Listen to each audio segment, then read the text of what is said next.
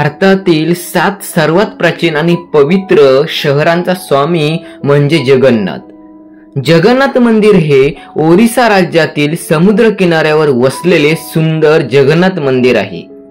पौराणिक कथेनुसार हे मंदिर भगवान विष्णूंचा 8वा अवतार आहे असं सांगितलं जातं। हे मंदिर भगवान श्रीकृष्ण यांना समर्पित केले जाते। नमस्कार, मी ओंकार गावडे आणि तुमचं ओंकारचे गजल या युट्यूब चॅनलवरती सहर्ष स्वागत आहे। तर मित्रांनो, आज आपण जगन्नाथ मंदिराचा इतिहास आणि तेथील काही रहस्यमय गोष्टी पाहणार आहोत। तर व्हिडिओ शेवटपर्यंत नक्कीच बघा। भारताच्या पूर्वेला बंगालच्या उपसागराच्या पूर्व टोकाला वसलेले हे पुरी शहर ओरिसाची राजधानी असलेल्या भुवनेश्वर पासून हाकेच्या अंतरावर वसलेले आहे।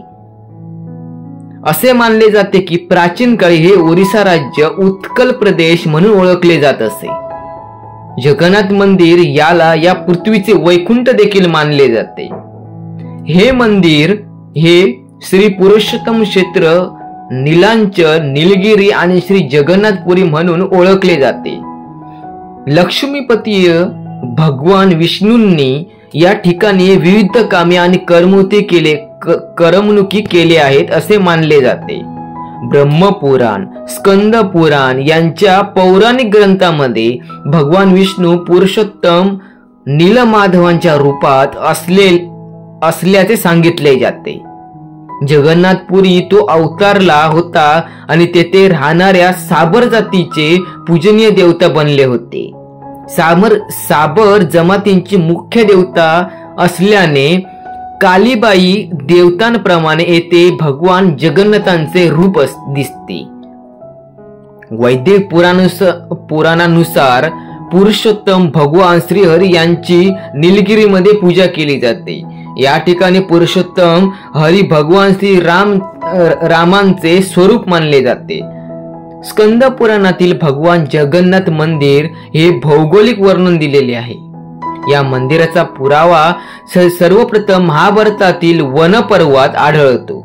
या मंदिराच्या संदर्भात एक अतिशय पौराणिक कथा चालून आहे, ज्यामध्ये या मंदिराचा इतिहास देखील नमूद केलेला आहे आणि दिसून येतो। एकेकाळी इंद्रद्युम्न हा माळव्यांचा राजा होता। त्यांच्या वडिलांचे नाव भरत आणि आईचे नाव सुमती होते। राजा इंद्रद्युम्नने भगवान जगन्नाथांना स्वप्नात पाहिले होते। तुमच्या माहितीसाठी आम्ही तुम्हाला सांगतो की अनेक ग्रंथांमध्ये राजा इंद्रद्युम्न आणि त्याने केलेल्या यज्ञांचे तपशीलवार वर्णन केले आहे। मान्यतेनुसार राजा इंद्रद्युम्नने अनेक मोठे यज्ञ केले आणि तलावही बांधले। असे मानले जाते की एके दिवशी भगवान जगन्नाथ राजा इंद्रद्युम्नच्या स्वप्नात प्रगट झाले आणि त्यांनी राजांना सांगितले की त्यांची मूर्ती नीलाचल पर्वतावर असलेल्या गुहेत आहे। त्याला नीलमाधव म्हणतात। भगवान जगन्नाथांनी राजांना मंदिर बांधून त्यात आपली मूर्ती बसवण्यास सांगितले। लगेच दुसऱ्या दिवशी राजाने आपल्या लोकांना नीलांचल पर्वतावर मूर्ती शोधण्यासाठी पाठवले। राजाने पाठवलेल्या लोकांमध्ये एक ब्राह्मणही होता, जिचे नाव होते विद्यापती। त्या ब्राह्मणाला माहिती होते की साबर जातीचे लोक नीलमाधवांची पूजा करतात आणि ती मूर्ती त्या गुहेत लपून ठेवली होती। विद्यापतीने धूर्तपणे सबर कुळाच्या प्रमुखाच्या मुलीशी लग्न केले आणि त्या गुहेत जाऊन मूर्ती चोरली। यानंतर त्यांनी ही मूर्ती राजाला दिली। मूर्ती चोरीला गेल्याने जमातींचे लोक अतिशय दुःखी झाले। आपल्या भक्तांना दुःखी पाहून देवही गुहेत परतले। यानंतर भगवान जगन्नाथांनी राजांना समुद्रात तरंगणाऱ्या एका मोठ्या लाकडाचा तुकडा आणून त्याची मूर्ती बनवण्यास सांगितले। राजाने आपली माणसे लाकडे आणण्यासाठी पाठवली, पण ती कोणी उचलू शकली नाही। तेव्हा राजा इंद्रद्युम्नने सबर कुळाच्या प्रमुखाची मदत घेतली। कुळ प्रमुखाने एकट्याने ते लाकूड आणले। यानंतर भगवान विश्वकर्मा यांच्याकडून मूर्ती बनवण्यासाठी वृद्धांच्या रूपात आले। विश्वकर्माजींनी मूर्ती बनवण्यासाठी 21 दिवसांचा वेळ मागितला होता आणि त्यांना सांगितले की त्याला 21 दिवस कोणीही मूर्ती बनवताना दिसणार नाही. परंतु राजाने या अटीचे उल्लंघन केल्यावर भगवान विश्वकर्माने त्या मूर्तीपैकी अर्धाच मूर्ती सोडल्या. राजा इंद्रद्युम्ने ही भगवानांची जगन्नाथांची इच्छा मानून त्या अर्धवट मूर्ती मंदिरात स्थापित केल्या. तेव्हापासून आजतागत भगवान नीलमाधव आणि भगवान विश्वकर्मा यांनी बनवलेल्या त्यांच्या 2 भावंडांच्या मूर्ती याच पद्धतीने अस्तित्वात आहेत. जगन्नाथ मंदिराच्या आजूबाजूला जवळपास 30 छोटी मंदिरे आहेत. स्नान यात्रा आणि देवस्नान पौर्णिमा हा उत्सव जगन्नाथपुरींच्या प्रसिद्ध उत्सवांपैकी एक आहे. हा दिवस भगवान जगन्नाथांचा जन्मदिवस म्हणून साजरा केला जातो. हा उत्सव ज्येष्ठ महिन्यातील पौर्णिमेला साजरा केला जातो. असे मानले जाते की या दिवशी या मंदिराच्या परिसरात असलेल्या शीतला माता मंदिराजवळ असलेल्या विहिरीतून भगवान जगन्नाथांना 108 पाण्याच्या भांड्यात स्नान केले जाते. प्रभूला आंघोळ केल्यावर त्याला टोपीचा पोशाख घातला जातो. प्रभूला स्नान केल्यानंतर भगवान जगन्नाथ भगवान श्रीकृष्णांचे रूप आणि भक्त यांच्यामध्ये कोणताही फरक नसतो. जगन्नाथ मंदिर सर्व भाविकांसाठी दररोज जेवण तयार केले जाते.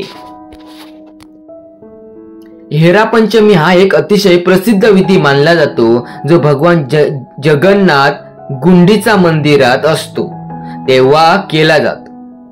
पुरी प्रसिद्ध आहे रथोत्सव आणि कार महोत्सवानंतर भगवान गुंडीचा मंदिरात 9वा दिवस वास्तव्य करतात. हेरा पंचमी विधी त्याच्या येथे वास्तव्य दरम्यान केला जातो. हा प्रवास 3 रथांचा जगन्नाथ मंदिराकडे परतीचा प्रवास मानला जातो. गुंडीच्या मंदिरात आठवडाभर मुक्काम केल्यानंतर 10व्या दिवशी भगवान त्यांची बहुधा यात्रा सुरू करतात. परतीच्या प्रवासात यारांच्या प्रारंभाच्या वेळी वापरल्या जाणाऱ्या वेळेची पद्धत वापरली जाते. दरवर्षी पावसाळ्यात देव जगन्नाथ, तुझा भाऊ बलभद्र आणि तुझी बहीण सुभद्रा तो सुट्टीच्या दिवशी त्याच्या मंदिरापासून ग्रामीण भागातून त्याच्या बागेच्या वाड्यापर्यंत भव्य रथावर प्रवास करतो. हिंदू धर्माच्या श्रद्धांनी भारतातील सर्वात मोठ्या आणि प्रसिद्ध धार्मिक सणाला जन्म दिला, ज्याला सध्या रथयात्रा किंवा रथ उत्सव म्हणून ओळखले जाते. असे मानले जाते की या दिवशी लोक देवाच्या विविध अवतारांची प्रतीक्षा करतात. डलकिया वेश, लक्ष्मी नृसिंह वेश अशा सर्व भक्तांद्वारे परमेश्वराला वेगवेगळ्या वेशभूषेत सजवले जाते आणि शेवटी राजराजेश्वर वेशात परमेश्वराला सजवले जाते.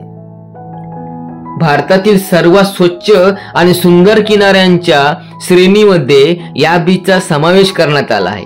या बीचचे सुंदर नजारे पाहण्यासाठी भारताव्यतिरिक्त परदेशातूनही अनेक पर्यटक या बीचवर येतात. पुरी येथे स्थित भगवान जगन्नाथ मंदिर संपूर्ण भारतातील लोक प्रचिती घेतात. ओडिसा राज्यातील पुरी शहर हे जगन्नाथ मंदिरामुळेच ओळखले जाते. पौराणिकतेनुसार हे जगन्नाथ मंदिर भगवान श्रीकृष्णांना समर्पित आहे. या मंदिरात भगवान श्रीकृष्णांसोबतच त्यांचा भाऊ बलभद्र आणि बहीण सुभद्रा यांच्याही मूर्ती बसवण्यात आल्या आहेत. या तिन्ही मूर्ती विशेष प्रकारच्या लाकडापासून बनवल्या जातात, जे दर 12 वर्षांनी बदलले जाते. पुरीमध्ये हे एक अतिशय मोठे आणि पवित्र तलाव आहे. जगन्नाथ मंदिर दांडीमाला साई परिसरात सुमारे 1 किलोमीटरवर अंतरावर या नरेंद्र पोखरीला नरेंद्र टाकी असेही म्हणतात. हा तलाव ओरिसा राज्यातील सर्वात मोठा तलाव देखील मानला जातो. हे 15व्या शतकात राजा नरेंद्र देव राय यांनी बांधले होते. या तलावाची खोली जमिनीच्या खाली 10 फूट मानली जाते. तुमच्या माहितीसाठी ही माहिती आम्ही तुम्हाला सांगतो. हे मंदिर पूर्वी शहरांतील सर्वात जुने मंदिर होते. हे 11व्या शतकात बांधले गेले. हे मंदिर भगवान शिवाला समर्पित आहे. प्राचीन कथांनुसार असे मानले जाते की या मंदिरात स्थापित केलेले शिवलिंग भगवान श्रीराम यांनी स्वतः बांधले होते. हे मंदिर 4 भागात विभागलेले आहे. हे मंदिर साधारण दगडांनी बांधलेले असून ते जमिनीपासून सुमारे 30 फूट उंचीवर बांधले आहे. या मंदिराच्या भिंतीवर हिंदू धर्माशी संबंधित देवतांची चित्रे आहेत. मित्रांनो, आता आपण पुरी जगन्नाथ मंदिराचे काही रहस्य पाहणार आहोत. भगवान जगन्नाथ मंदिर असल्याचे मानले जाते. त्यांच्या वरचा लाल ध्वज नेहमी वाऱ्याच्या विरुद्ध दिशेने फिरत असतो. असे का घडते याचा कोणालाही पुराव्या शास्त्रानुसार अद्याप सापडलेला नाही. जगन्नाथ मंदिर हे जगातील सर्वात उंच आणि भव्य मंदिर मानले जाते. हे मंदिर 4 लाख स्क्वेअर फूट क्षेत्रात पसरले असून त्याची उंची 214 फूट आहे. इथली खास गोष्ट म्हणजे या मंदिराच्या घुमटावर कधीही सावली पडत नाही. हे मंदिर पाहून आपले पूर्वज किती महान कलाकार असावेत याची कल्पना येते. हे मंदिर 7व्या शतकात बांधले गेले. आजपर्यंत या मंदिराच्या घुमटावरून एकही पक्षी उडताना दिसला नाही. मात्र या मंदिरावर विमाने उडण्यास मनाई आहे. तुम्ही इतर मंदिरांमध्ये पाहिले असेल की त्याच्या वर अनेक पक्षी उडताना दिसतील, परंतु या मंदिराच्या वर एकही पक्षी बसलेला किंवा उडताना तुम्हाला दिसणार नाही. असे मानले जाते की या मंदिराचे स्वयंपाकघर हे जगातील सर्वात मोठे स्वयंपाकघर मानले जाते. या मंदिरात 300 स्वयंपाकी आणि 500 सहकाऱ्यांच्या मदतीने भाविकांसाठी प्रसाद तयार केला जातो. या मंदिरात जो काही प्रसाद बनवला जातो ते कधीही वाया जात नाही. हे मंदिर समुद्राच्या अगदी जवळ आहे. जगन्नाथ मंदिर असे मानले जाते. या मंदिरात प्रवेश करताच तुम्हाला जवळच्या समुद्राच्या पाण्याचा आवाज अजिबात ऐकू येणार नाही. तुम्ही पुन्हा मंदिरातून बाहेर पडताच तुम्हाला समुद्राचा आवाज ऐकू येतो. असे काही रहस्यमय गोष्टी ह्या मंदिराचे आहेत. तर मित्रांनो, ही माहिती आवडली असेल तर नक्कीच कमेंट मध्ये जय जगन्नाथ लिहा आणि चॅनलला सबस्क्राईब करायला विसरू नका. धन्यवाद.